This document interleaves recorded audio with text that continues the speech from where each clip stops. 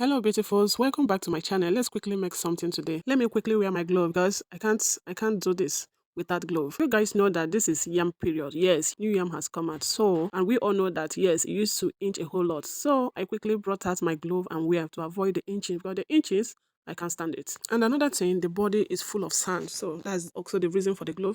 So I will begin by cutting the yam. Here is my knife, the yam itself. While cutting the yam, my daughter came with cheese balls so that they want to eat cheese balls. I have to quickly cut it for them so that they can free me, give me my time to do my thing. Hello guys, how are you guys doing? Welcome to my kitchen. Let's quickly make something extraordinary today. So stay tuned.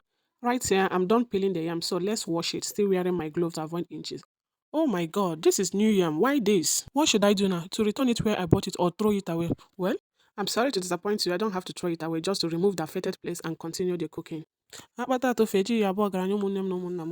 So right here, I'm done peeling and washing the yam. So the yam is on the fire boiling right now. So let's slice some tomatoes. This is our fresh tomato. If actually that you want to get a perfect egg sauce for your yam, anything at all, you don't need to blend your fresh tomato. You need to slice it to get a perfect shape and texture. We aren't making stew, it sucks. Our tomato paste is ready. Because of onion. My onions is ready. I guess I'm not the only one who cries while cutting onions. Well, here is our fresh pepper. I panned it, so it's ready. So let's begin. Here I've added my vegetable oil, my onion. Here is fresh tomato. Then I will stir.